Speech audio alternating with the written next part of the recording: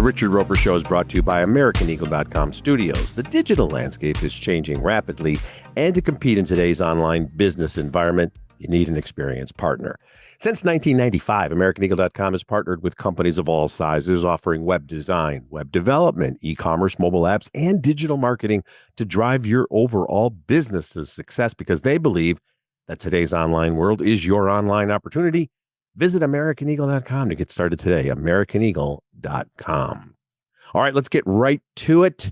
Happy Gilmore 2 is a massive hit for Netflix. Happy Gilmore 2, the long-awaited, much-anticipated sequel to some people are calling it a cult hit, the original Happy Gilmore, but it was actually a hit when it came out. So it's the sequel to the hit, the beloved hit that's become a generational sensation for all kinds of bros and gals. What's the term for you have bros? You don't have broettes, do you? Whatever the case may be. And golfers love it.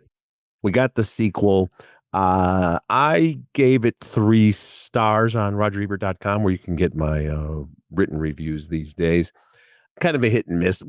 These movies are always going to be hit and miss. It's a one joke after another, a little overstuffed with the cameos, but had that great stupid spirit of the Happy Gilmore movies.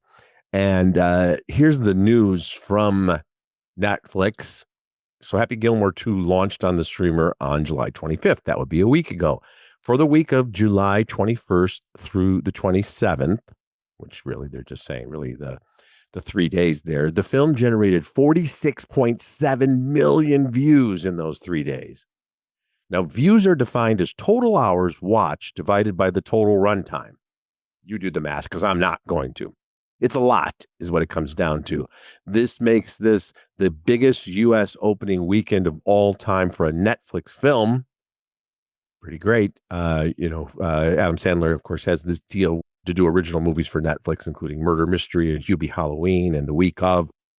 A lot of them are kind of throwaway comedies where he brings in his buddies and he just shows up at work in his cargo shorts and his Hawaiian shirts and flip-flops and does his thing.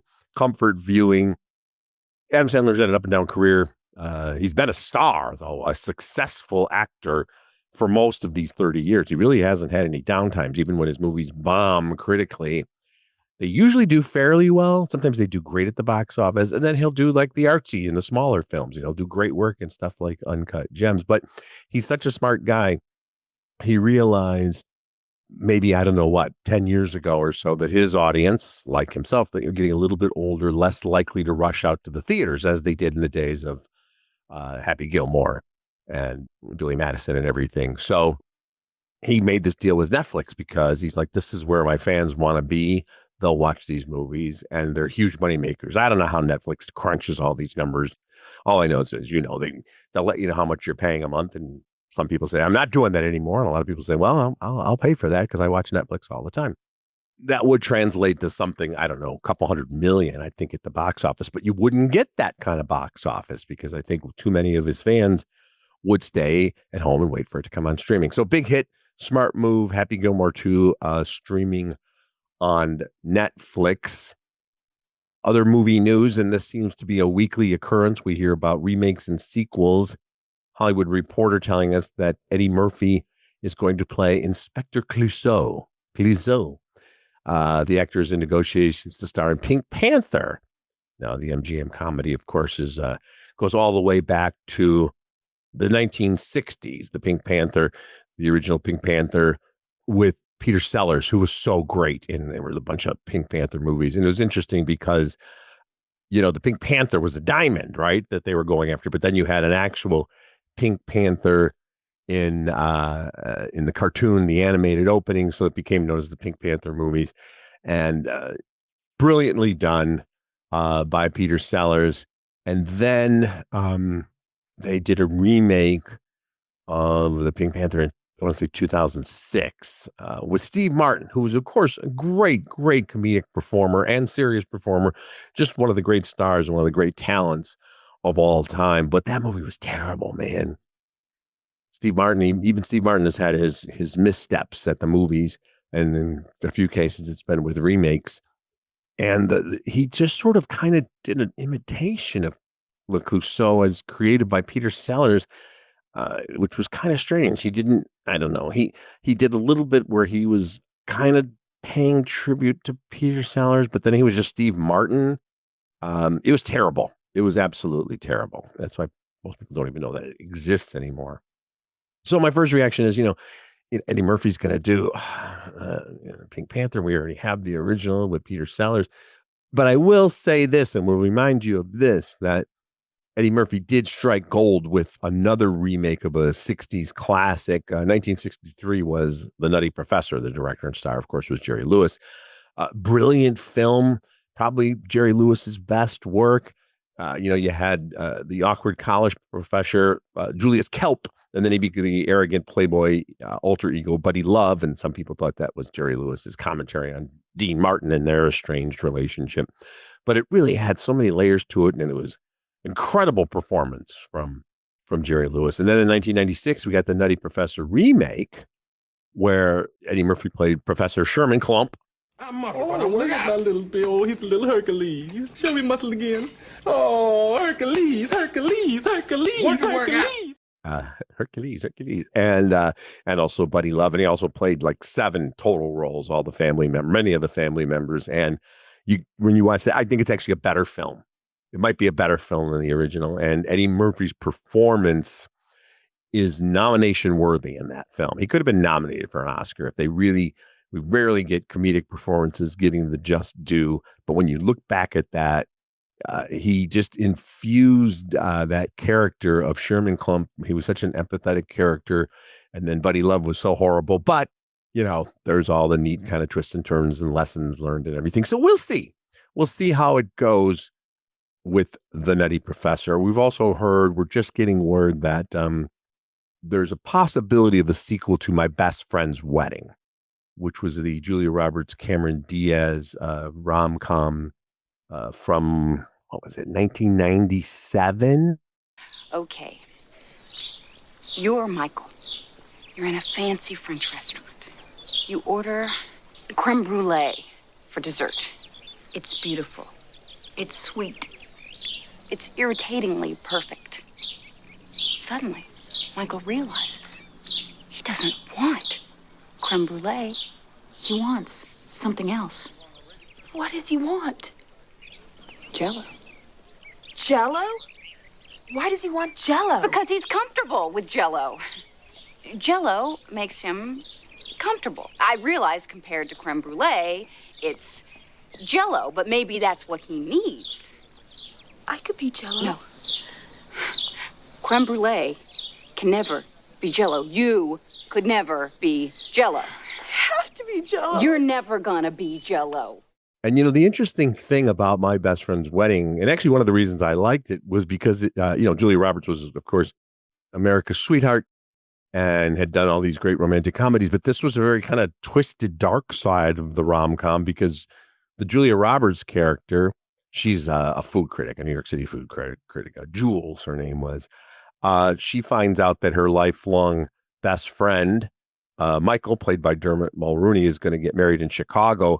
And she realizes that she's in love with her best friend. So he's engaged to the Cammie Diaz character. And the Julia Roberts character is terrible. It's basically a rom-com version of Fatal Attraction. She gaslights people. She does horrible, mean, manipulative things, all in the effort to ruin the engagement and win the man for herself. And we realize about halfway through the movie that Julia Roberts is the villain in this story. So what will they do with the sequel? Will it be My Best Friend's Divorce? I don't know. It's been a long time. Again, we're talking about movies that came out 30 years ago. And we talk almost every week, as I said, about remakes and sequels and reboots and all that stuff. But this one has potential, I think, in both cases here. We might be interesting to see what Eddie Murphy does with Inspector Clouseau and what they do with My Best Friend's Wedding. Speaking of franchises and ongoing movie series, we have Taron Egerton, a terrific actor, by the way, who's done action and done biopics and would be a very good James Bond. He's 35 years old. He's a Welsh actor. He's got the looks. He's got the action bona fides. But he says he does not want to be the next James Bond, despite having experience in films like this. He told Collider in a new interview, doesn't think he's the right fit for Amazon's new version of the iconic franchise. He said, I don't think I'm a good choice for it. He also mentioned, he goes, nobody's asking me other than the press, but he goes, I think I'm too messy for that. I don't, messy as an actor, messy as a personal life. I don't know what he means by that. He says he loves the character and particularly Daniel Craig's tenure, but I think I wouldn't be good at it. I think there's so many cool younger actors who would be great for it. It would be wasted on me probably. I do actually think he'd be good. And 35 is right about the age you should be playing James Bond, the James Bond character in the original novels, the Ian Fleming books, was a younger guy, and Daniel Craig recognized that. And that's one of the reasons why he left the franchise. He goes, I'm too old to be playing James Bond. And they did a great story arc because they had Bond aging. So if you're going to reboot it, you want to get a younger actor. But I kind of agree with Taron Egerton. If I were one of these young actors, British actors, if they wanted to make an American and, piss off half the world or give them a British accent, whatever the case may be, if you're, if you got the talent and the looks and the opportunities to get locked into a franchise where you're probably going to have to sign a 3-picture deal and you're going to be doing this for most of the next decade, and you're going to be hard pressed to top what, a lot of people think Daniel Craig was the best James Bond. He certainly was great in the role. Why take that on? Because it's kind of a lose-lose. If you're good in it, people say, well, it's the James Bond. No, nobody can screw up a James Bond franchise. And actually even, the George Lazenby, who was actually really good, or Pierce Brosnan, where it went a little bit relatively lighter, though there's some dark moments as well. Roger Moore, again, kind of lighter. And of course, the great Sean Connery. It is kind of a actor-proof franchise in a way because the stories are the James Bond. It's the gimmicks and the girls and the love interests now who were now a lot more proactive themselves than they were back in the days of Octopussy and all that kind of stuff. But yeah, I wouldn't take it either. I'd say, you know what, let somebody else do this. It's sort of like some of these other roles. I mean, Robert Pattinson's making for a very good Batman, but there's always going to be these comparisons or the various Supermen we've had. So I think it's a smart move, actually, to say, I'm going to take a break from contention there and recuse myself. I also wanted to talk about what I think is mostly fake outrage over the Sydney Sweeney jeans ad. I'm sure you've heard about this. Sydney Sweeney doing ads for American Eagle jeans, not to be confused with AmericanEagle.com, 2 separate companies, American Eagle jeans. And she does this ad where she talks about how her jeans are blue and genes are passed down from parents to offspring, often determining traits like hair color, personality, and even eye color. My genes are blue. So they're playing off of genes, right? Genes, Jeans, genes, Genes, genes, Jeans.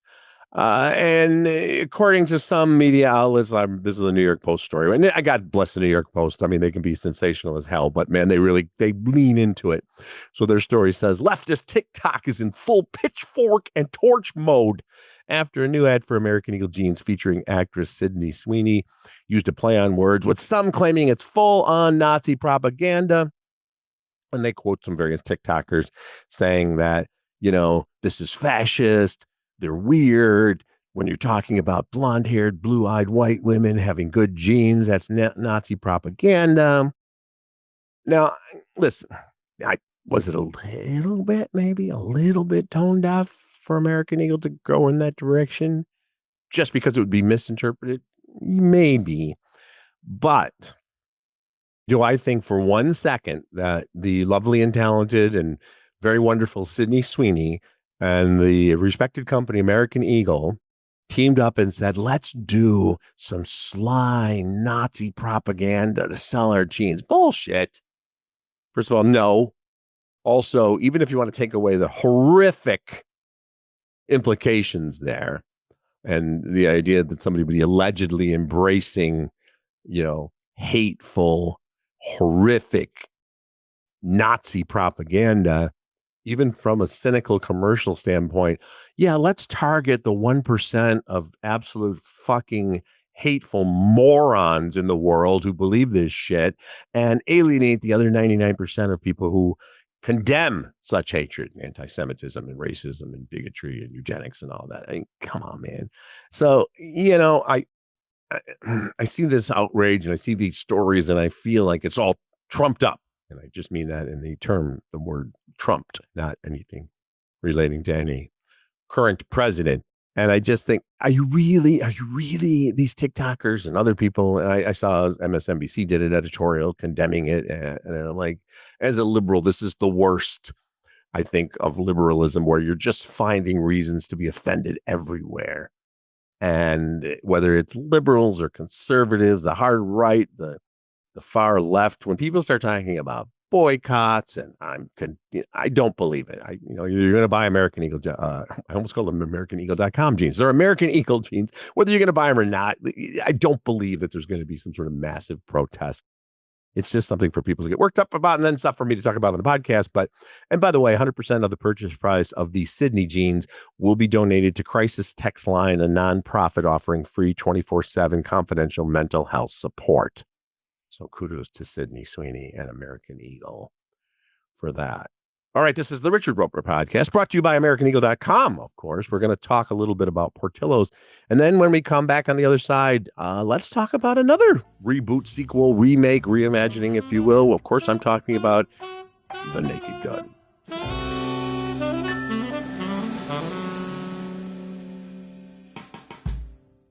All right, it's time to tell you about Portillo's, the greatest single fast casual cuisine experience you're ever in your life.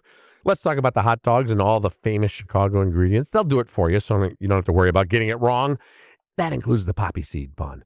Then we can talk about the Italian beef, the sausage, and the fries, the salad, the chicken, you name it, all topped up, of course, with the legendary Portillo's chocolate cake. It's fast casual. That means it's better than fast food. You can sit down if you go to one of the restaurants, but it's still super casual. And you can order anywhere in the country via Portillos.com. That's PORTILLOS.com. Once again, PORTILLOS.com.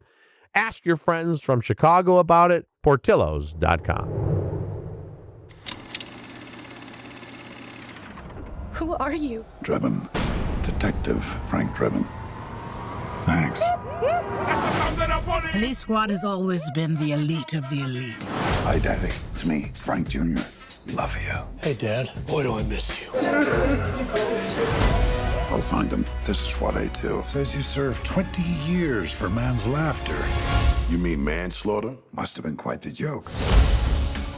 They're going to shut down Police Squad if you do not solve this case. Do this by the book. Show a little respect! Why? Who's going to arrest me? Other cops? Yes. Is she serious? Is he serious? No. We've upgraded your car with the most advanced crime-fighting tech. Drive forward 30 feet. Pretty smooth. Oh! This place is falling apart. That's the sound of the police! Okay, back in 1982, ABC did a television series called Police Squad! It lasted just 6 episodes, but became a huge critical favorite, and it was so well done, and it's a shame that it just lasted the 6 episodes. But then the Zucker, Abraham's Zucker team, they also did the Airplane movies and a lot of other great stuff. They decided to revisit it with The Naked Gun from the files of Police Squad. They called it they put the exclamation mark on there again. And that was the start of this great trilogy of movies starting in 1988 with Leslie Nielsen playing Detective Sergeant Frank Drebin. And the brilliance of that was that Leslie Nielsen, up to that point before Airplane, had been a serious dramatic actor, had this, leading man looks and that great deadpan expression, but then he was funny as fuck because he wasn't trying to be funny. And that was the brilliance of the comedy, of course, as it often is in such films, going back again to the Pink Panther movies. Clouseau never thought he was funny or that there was anything funny about it, the hijinks he was involved in. So now 31 years later, as you may have seen from the 8 million commercials and the trailers, we're getting a new version of The Naked Gun. And now we've got Liam Neeson. He's the son of Frank Drebin. And Paul Walter Hauser plays Hocken. They're the new Police Squad team. And Pamela Anderson is the femme fatale. And we've got a new Naked Gun. And Danny Houston, another great dramatic actor, plays the evil villain. He's a tech mogul named Richard Kane. And it's very hit and miss, even more so than Happy Gilmore 2. I mean, the whole idea behind the Naked Gun movies is it's one gag after another. Sight gags, puns, relatively mild, although sometimes a little bit salacious, sexual innuendo. And you either go with it or you don't. And it's, I think, the screening was a few nights ago. It started at 7. I was walking out of the theater by about 8:25. They don't mess around with these movies. It's boom, boom, boom, boom, boom, joke, joke, joke, joke, joke. Funny little closing credits. And Liam Neeson is getting a lot of praise, and I think it's well deserved. That he's done some funny stuff before. We've seen him do, kind of play, riff on his macho, leading man, anti-hero, cop, former cop, guy with a particular set of skills guy. And so he's playing off of that. I think Pamela Anderson's the real standout here. She gets more laughs really than Liam Neeson, I think. And a lot of great supporting work, callbacks to the original films. I do like that they are not trying to skirt certain issues, including the history of the Naked Gun franchise and the fact that O.J. Simpson was in those films. There's a Bill Cosby joke that makes you kind of wince, but also laugh out loud. And, so I do recommend it. It's a 3-star movie. I think it's going to be a huge hit because, as we just saw with Happy Gilmore, a lot of great movies out there, a lot of serious movies, and we've seen the lighter superhero movies do real well. And now we're getting a couple of just, really stupid, goofy comedies that are callbacks to the 80s and 90s. And it's kind of great for right now. It's late summer. It's all kinds of shit. There's always a lot of stuff happening in the world, but it seems like even more so. And if you just want to escape for like an hour and a half, you go with the Naked Gun. Also in theaters, and now for something completely different, if we can quote Monty Python, is Together. We spend our lives in search of the other half. If you think you've found that, don't be so quick to let it go. I think something's happening to us. There? Listen to me. We've got to get out of here.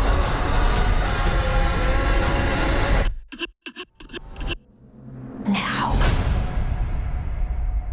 Whiskey for the pain. And this is a body horror film, very much kind of reminiscent of certain David Cronenberg films.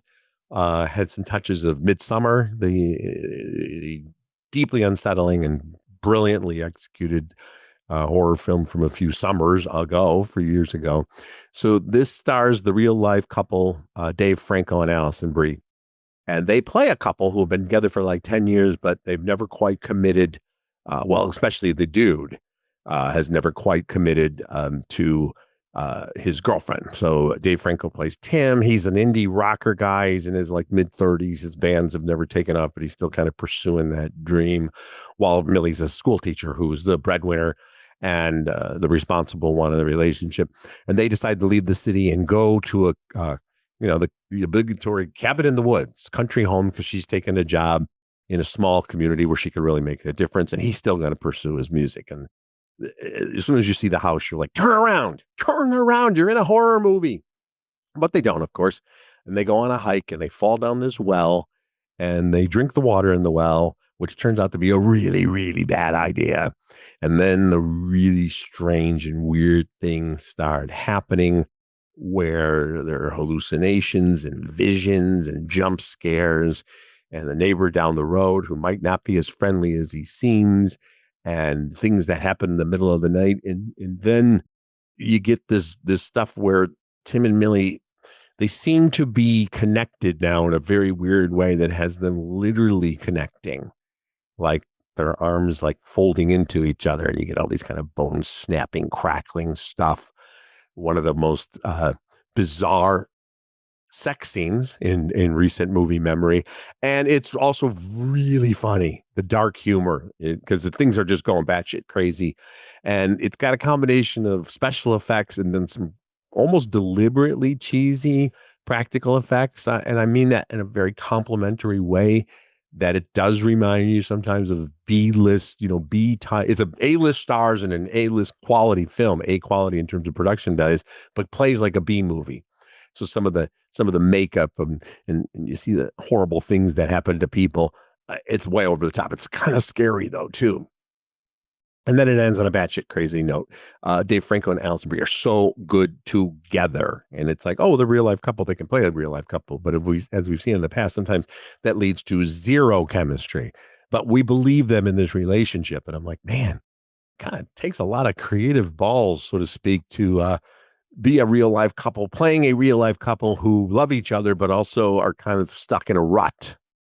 And I'm not saying it's a reflection of reality. I just said that they're both really talented actors and they're terrific together. So the movie's called Together. It's body horror. It's gruesome. There are a couple scenes where it's not easy to look at the screen, but good stuff. So we got Naked Gun if you're looking for the laughs. You got Together if you're looking for the scares. That's going to do it for this week's podcast. I'm Richard Roeper, and we'll talk soon.